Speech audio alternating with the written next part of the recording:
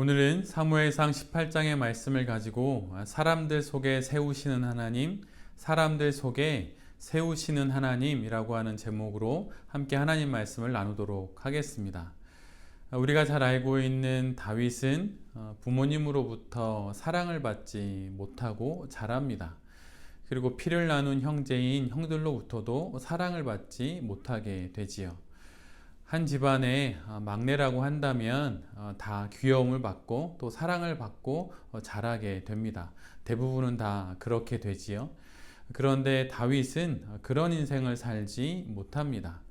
또 그럼에도 불구하고 다윗은 집안의 허드렛 일, 또 그런 것도 실질적으로 또 감당해야 하는 또 그런 삶을 살아야 했어요. 사랑은 받지 못하고 해야 할 일들은 다 해야 하는 그런 어려운 삶을 또 다윗은 살게 됩니다. 그런데 그랬던 다윗의 삶이 한 가지 사건, 골리앗과의 전투, 그 이후에 모든 상황들이 변하게 됩니다.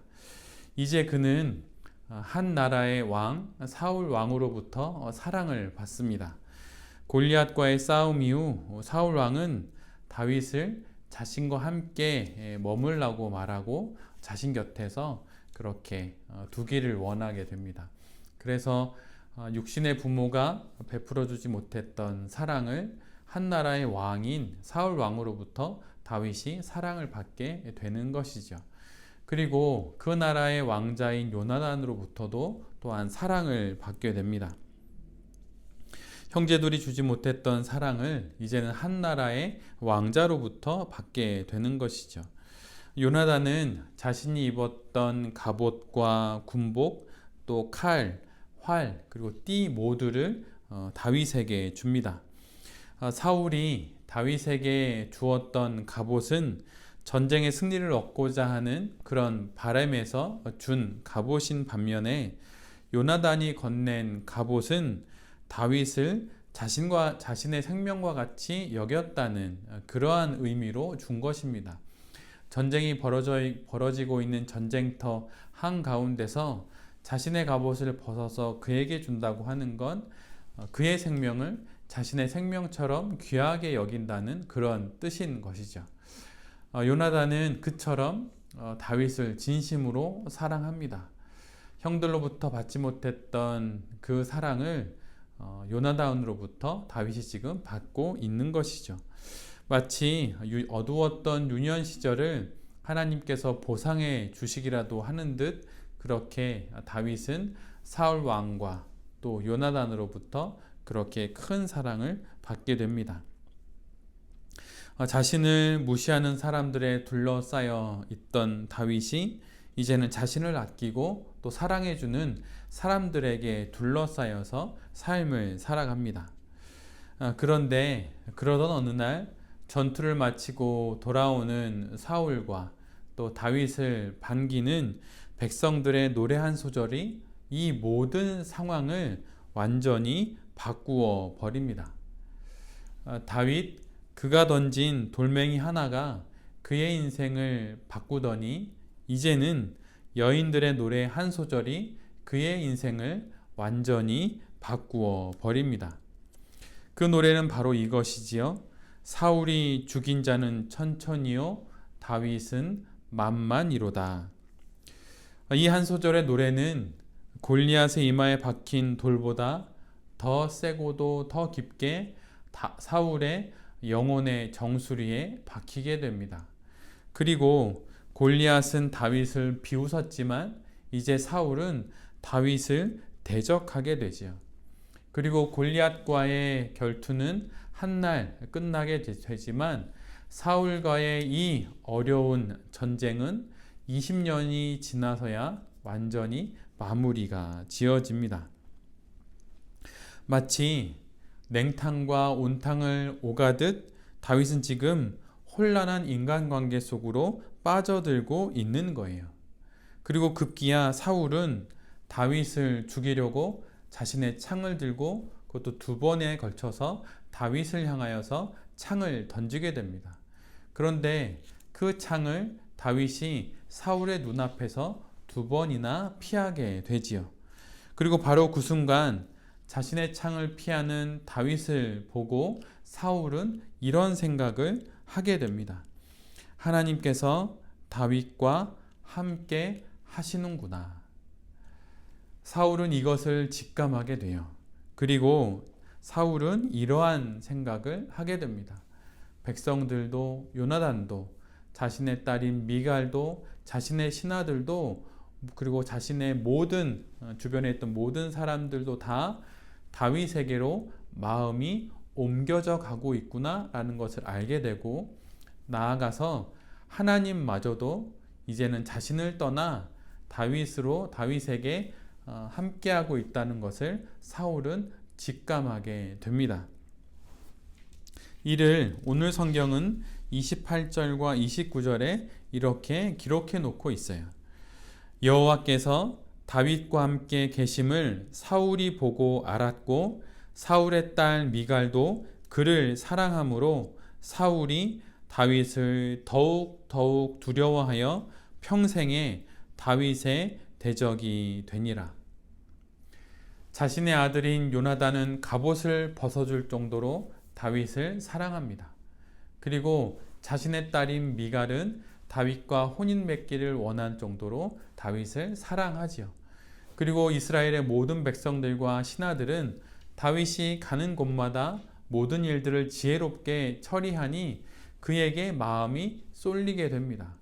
그리고 하나님마저 다윗과 함께하는 것을 보게 되자 사울은 이제 사랑으로 시작한 다윗과의 그 모든 관계를 이제는 악연으로 바꾸어 버립니다. 우리가 믿고 있는 기독교는 말하자면 결과적인 종교이기보다는 과정적인 종교라고 할 수 있습니다. 이것은 이미 확보된 결과를 갖고 살아가는 종교라는 의미예요. 어떤 결과를 획득하기 위하여서 어떤 우리의 여정의 맨 끝에 있는 그러한 결과에 도달하기 위하여서 우리가 예수님을 믿거나 하나님을 믿는 그런 종교가 아니라는 뜻입니다. 다른 종교들은 결과를 확보하기 위해 과정들을 쌓아가지만 기독교는 이미 확보된 결과에 걸맞는 내 자신이 되기 위해 이 과정들을 지나는 의미가 있어요. 하나님이 주시는 구원이라는 결론을 이미 갖고 그것에 걸맞는 인생의 여정을 지금의 과정으로 경험하며 살아가는 것이 바로 기독교입니다. 바로 이 과정에 하나님께서 허락하시는 환경이 바로 사람들 속에서 살아가게 하시는 것이죠.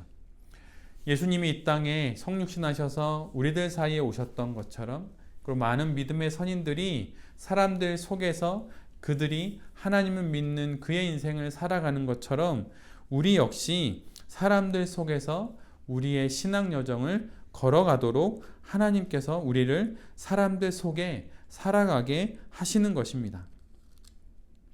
그러기에 성경이 신에 대한 이야기임에도 불구하고 사람들의 이야기가 그리도 많이 기록되어 있는 거예요. 성경은 모두 사람과 사람 간의 이야기들을 기록하고 있습니다. 마치 지금 우리 모두가 살아가는 이 인생처럼 말이죠.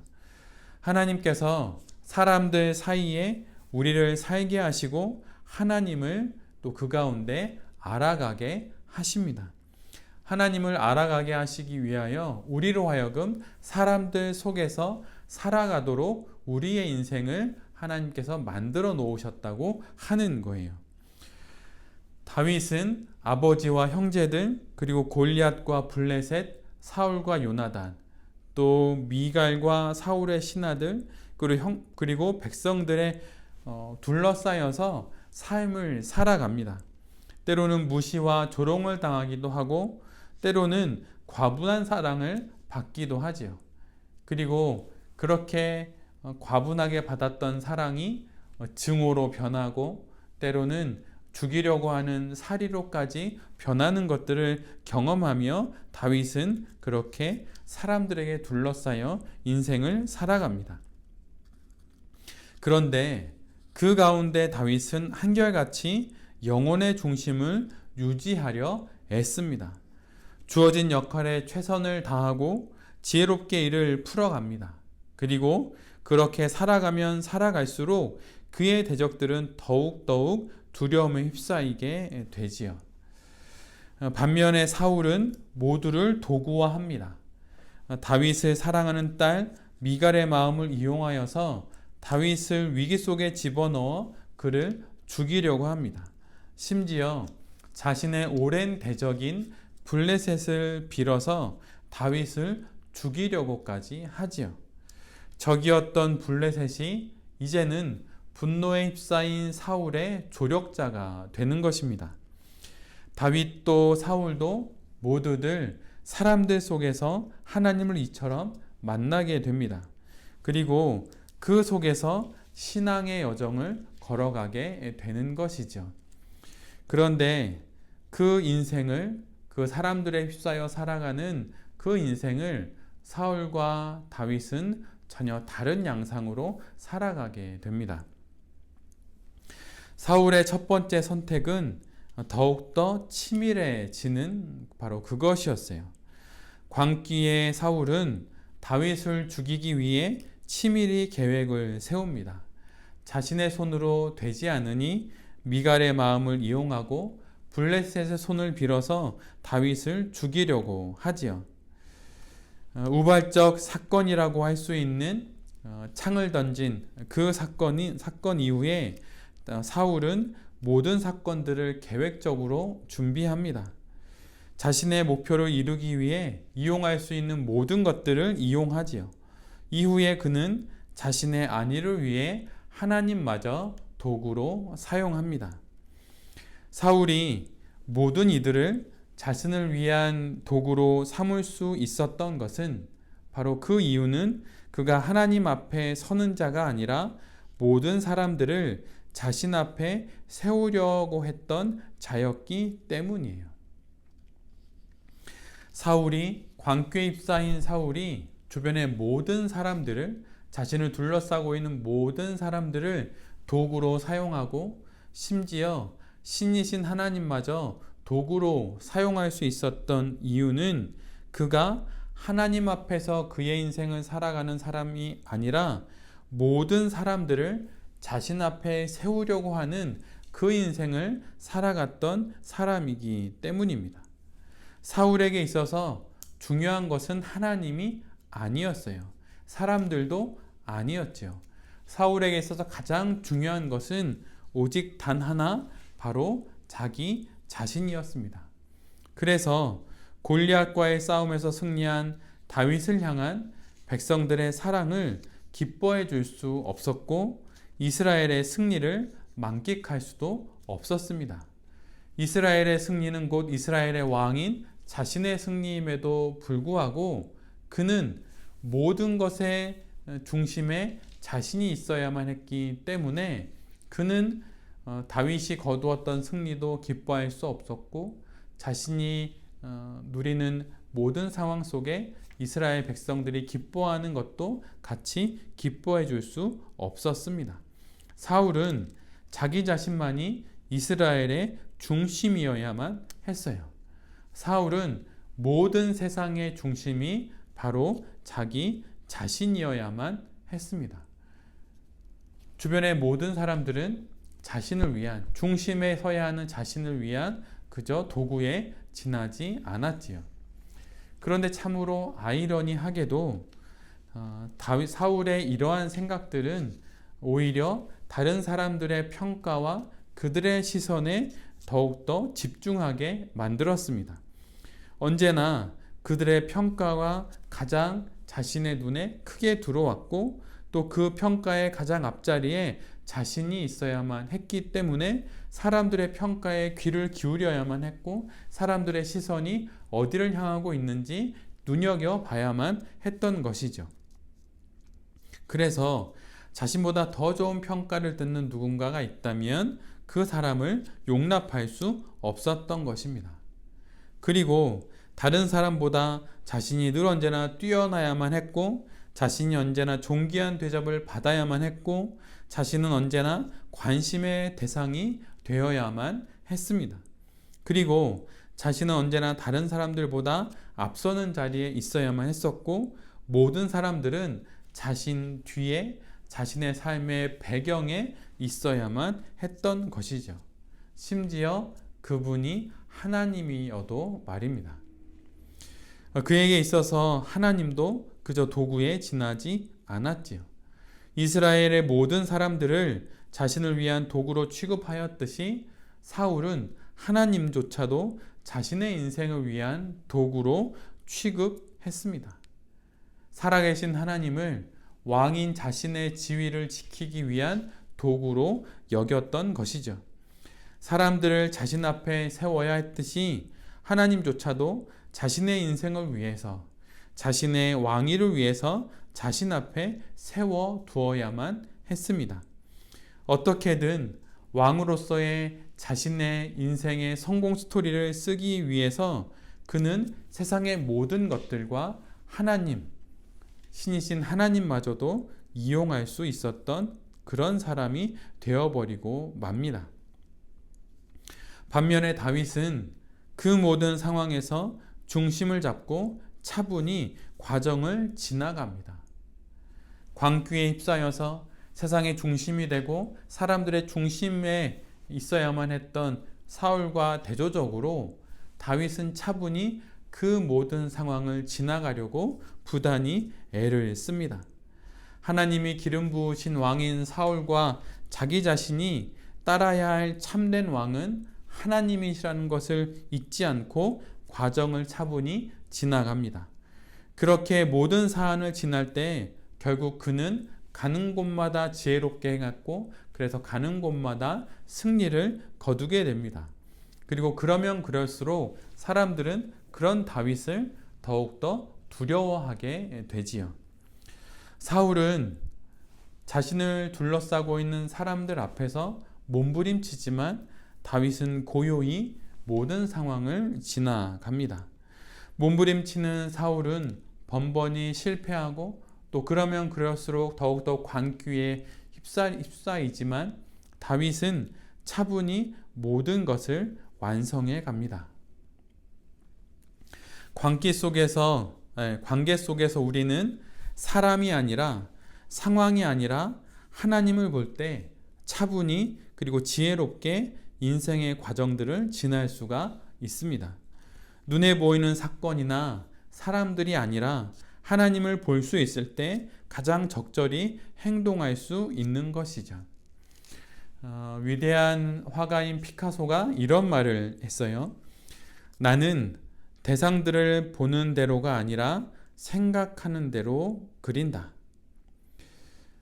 그의 초기 작품부터 그의 마지막 활동 시기까지의 작품을 보다 보면 그의 이 말이 어떠한 의미인지를 알게 됩니다. 보는 것 너머에 있는 자신이 생각하는 것, 바로 그것을 피카소는 계속 그려내지요. 그런데 신앙 역시 마찬가지입니다. 눈에 보이는 사람과 우리가 지금 겪고 있는 눈앞의 현실들, 그 사건들이 아니라 그 너머에 있는 하나님을 바라봐야 합니다. 그 시선을 놓치는 순간 사람들의 행동 하나하나에, 그리고 벌어지는 사건 하나하나에 삶이 흔들리게 됩니다.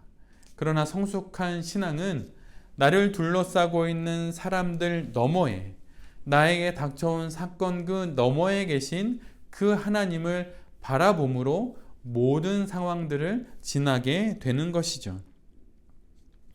우리가 기도를 할 때 두 눈을 감는 이유는 우리의 감긴 두 눈을 통하여서 보이는 것을 넘어 보이지 않는 하나님을 보기 위함입니다. 그리고 우리가 기도할 때 두 손을 모으는 이유는 우리의 두 손에 잡히는 것 너머에 있는 나를 잡고 계신 그분의 두 손을 느끼기 위함이에요. 다윗은 하나님을 보고 하나님의 손을 느낌으로 늘 언제나 고요합니다. 그런데 고요하다고 해서 고통이 없거나 쉬운 길이 되는 것은 아니죠. 하지만 그 가운데 다윗은 하나님을 봅니다. 아니, 보이지 않는 하나님을 보려고 부단히 애를 쓰지요. 그래서 다윗은 고요함 속으로 또 차분함으로 자신에게 닥친 모든 순간을 그렇게 차분히 하나하나 지나가게 됩니다. 말씀으로 내 영혼을 가르치고 기도로 내 영혼을 이끄는 이 삶이 바로 우리에게 있을 때 우리도 사람들을 넘어서서 또 수많은 사건들을 넘어서서 다윗처럼 차분히 상황들을 지날 수 있게 되는 것입니다. 그런데 사울은 몸부림치면 칠수록 더욱 사람들을 자기를 중심으로 끌어모으는 것이 아니라 오히려 외톨이가 되어갑니다. 요나단도 사울로부터 멀어져 가고 미갈도 멀어져 갑니다. 그래서 그들 모두가 다윗을 살리는 그 일을 위하여서 아버지에게 거짓말을 하게 되지요. 그리고 모든 사람들 역시 다윗에게로 마음이 점점점 기울어지게 됩니다. 그리고 그러면 그럴수록 사울은 홀로 남아있게 되지요. 사람들을 자신 앞에 세우려고 하면 할수록 모든 방법과 수단을 동원하여서 사람들을 자신 앞에 세우려고 하면 할수록 사울은 더욱더 외톨이가 되어갑니다. 그러나 다윗은 시간이 지나면 지날수록 그를 따르는 이들이 늘어났고 이것은 심지어 도망자가 되어 광야를 헤맬 때에도 이것은 마찬가지였습니다. 다윗은 자신 앞에 사람을 세우는 자가 아니라 날마다 하나님 앞에 자신을 세우는 자였어요. 들에서 양을 칠 때도 사자와 곰과 싸워서 양을 지킬 때도 그리고 자신의 선한 뜻을 무시하는 형들 앞에서도 자신의 중심을 하나님 앞에 세우는 그런 사람이었습니다. 심지어 골리앗과의 싸움에서 승리한 후 오히려 자신을 죽이려고 달려드는 사울의 온갖 계략 앞에서도 언제나 하나님을 향한 자신의 중심을 지키려고 부단히 노력했어요. 사울을 죽일 수 있는 기회가 늘 언제나 다윗에겐 있었죠. 그럴 때도 다윗은 칼을 내려놓습니다. 그럴 수 있었던 이유는 그가 하나님 앞에 서는 사람이었기 때문이에요. 우리가 우리에게 다가온 수많은 시련 앞에서 때로는 분노 앞에서 억울한 일들 앞에서 때로는 나를 위축하게 만드는 그런 사건들 앞에서 어떻게 우리가 행동하고 어떻게 우리가 살아갈 수 있게 되는 것입니까? 그것은 우리가 하나님 앞에 서는 삶을 선택할 때 우리가 그 순간에 참을 수도 있고 인내할 수도 있고 때로는 용감하게 다윗처럼 나설 수도 있게 되는 것입니다. 다윗은 어느 누가 보아도 이스라엘의 왕이 될 만한 조건들을 가지지 못했어요. 반면에 사울은 대단한 조건을 가진 사람이었습니다. 앞에서 언급했듯이 이스라엘에서 사울만한 인물은 어느 곳에서도 찾을 수가 없었어요. 누가 보아도 사울이 왕이었습니다. 그의 외모는 그의 조건들은 그가 왕이 될 만한 사람임을 증거하고도 남았습니다. 충분히 그럴 만한 조건을 그는 가지고 있었죠. 그러나 그는 그 조건들을 통해서 하나님을 섬기지 않았습니다. 그 조건을 이용하여서 사람들을 자신 앞에 세우려고 했지요. 자신이 중심이 되려고 했습니다.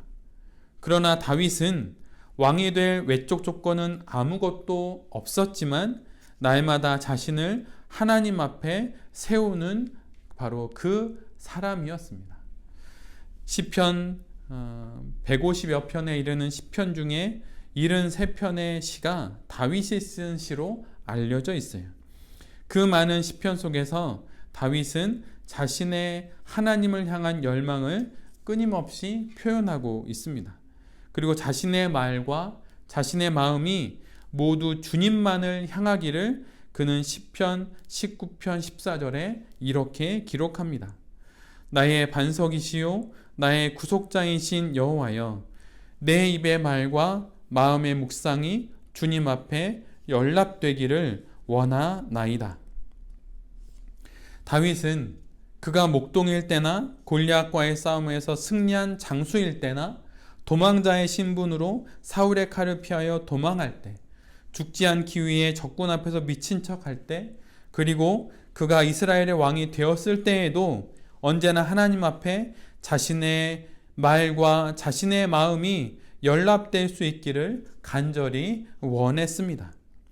자신의 말이, 자신의 마음이 하나님께 합하기를 그는 간절히 원했던 것이죠.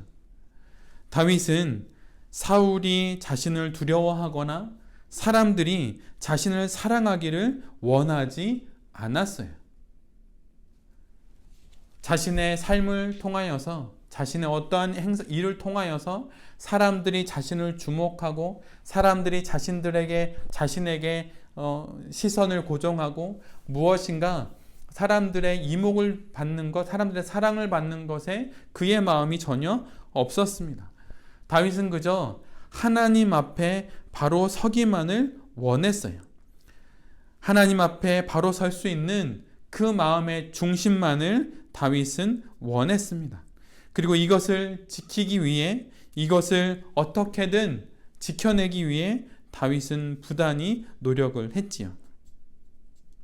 그리고 이렇게 하나님을 향하는 중심을 가졌던 다윗의 그 중심을 보시고 하나님께서 다윗을 지키셨고 그를 쓰십니다.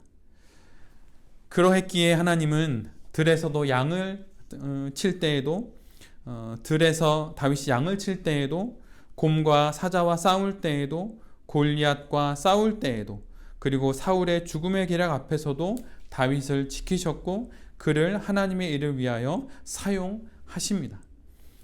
우리에게 있어서도 우리의 외적 조건이 아닌 우리의 내적 조건, 즉 하나님 앞에 서고자 하는 그 마음이 하나님께서 우리에게 원하시는 것이라고 하는 것을 우리 모두가 잊지 않아야 합니다. 좋은 환경, 좋은 조건, 좋은 외모, 많은 돈, 이 모든 것들은 그저 말 그대로 우리의 삶의 여정의 한 가지 조건일 뿐이에요. 우리에게도 다윗과 같은 하나님만을 원하고 하나님 앞에만 서려고 하는 그 마음이 가장 먼저 우리에게 있어야 합니다. 하나님이 사용하시는 사람은 날마다 다윗처럼 하나님 앞에 서는 사람이에요. 다윗과 같이 날마다 하나님 앞에 서는 사람, 하나님을 중심에 두는 사람을 하나님께서 사용하십니다. 모두들 왕이 되어서 사람들을 자기 옆에 마치 자기 삶의 풍경처럼 그렇게 놔두고 자신의 이야기를 쓰기를 원합니다. 그러나 우리는 내 자신의 성공 스토리를 쓰려고 이 땅에 부름받은 사람들이 아니에요. 우리는 하나님의 이야기를 쓰라고 이 땅에 온 사람들이고 이 땅에서 부름받은 사람들입니다. 나의 스토리가 아니라 하나님의 스토리를 쓰기 위하여서, 나를 통하여 쓰시고자 하시는 하나님의 그 스토리를 쓰기 위하여 우리가 부름받았음을 잊지 않아야 합니다. 하나님 앞에서 주님이 써주시는 나를 통한 그분의 이야기가 바로 나의 인생이고 바로 성도의 인생인 것이죠. 그것이 바로 진정한 그리스도인의 이야기입니다. 그렇다고 하여서 이 이야기가 세상 모든 것을 다 던져버리고 그냥 나에게 주어진 하나님을 내 삶의 중심으로 여긴다고 하여서 세상과 등지는 삶이 결코 아니에요. 하나님은 그러한 마음을 가진 우리들을 사람들 속에 보내셔서 이 세상을 하나님의 이야기로 바꿔내도록 우리를 사용하십니다. 그래서 때로는 돈이 많은 삶의 조건을 가질 수도 있고, 때로는 많이 배운 삶의 조건을 가질 수도 있고, 때로는 좀 뛰어난 외모를 가질 수도 있습니다. 반면에 가난할 수도 있고, 때로는 병약할 수도 있으며, 때로는 배움이 좀 부족할 수도 있어요. 그러나 그 모든 조건들 속에서 우리가 하나님을 내 삶의 중심으로 여기고 하나님 앞에 나의 삶을 세우려고 할 때마다 하나님께서 그 모든 조건들을 가지고 전능하신 그분의 이야기를 써 내려가신다고 하는 것이죠. 사람들 속에서, 우리가 겪는 사건들 속에서 나의 이야기가 아니라 하나님의 이야기를 써내려 갈 수 있는 우리 모두가 되기를 간절히 빕니다. 하나님이 쓰시고자 하는 그 역사에 우리의 삶이 쓰일 수 있도록, 우리 삶이 사용될 수 있도록 그렇게 우리의 모든 삶을 주님께 맡길 때 주님께서 우리의 모든 삶의 조건들을 사용하셔서 우리의 모든 노력과 열심을 사용하셔서 그분의 위대한 이야기를 써내려 가시게 될 것입니다. 하나님께서 나를 통해 그분의 이야기를 써내려 가시기를 기대하고 또 소망하면서 하나님께 나의 모든 인생을 맡기고 그렇게 다윗처럼 살아갈 수 있는 우리 모두가 되기를 간절히 소망합니다. 그런 인생을 살아가는 모든 성도님들과 또 이 말씀을 전하는 제 자신이 될 수 있기를 간절히 기도드립니다. 아멘. 제가 기도하겠습니다. 주님, 사람들 속에서 살아가는 우리의 인생을 통해 당신이 쓰시는 당신의 역사가 이 땅에 이루어지기를 간절히 소원합니다. 사람들 속에서, 사건들 속에서 눈에 보이는 것이 아닌 눈에 보이지 않는 하나님을 보므로 그 많은 순간들을 잘 살아내게 하여 주시옵소서. 주님, 연약한 우리를 불쌍히 여기셔서 우리의 중심에 당신을 품고 영원한 지향이신 당신을 향해 우리의 인생의 발걸음을 내딛게 하여 주시옵소서. 주님, 그런 생을 살다 그런 인생으로 마감하기를 간절히 소원합니다. 주님, 이번 한 주는 명절로 시작합니다. 명절 연휴 가족들과 함께 시간을 보낼 때 주님 그 가운데 함께 하셔서 모든 기쁨이 가득한 시간들 되게 하여 주시고 우리로 복음의 씨앗을 심는 그런 귀한 복음 전도의 시간이 또한 될 수 있도록 주님 우리를 사용하여 주시옵소서. 이 모든 말씀 예수 그리스도의 이름으로 기도드립니다. 아멘.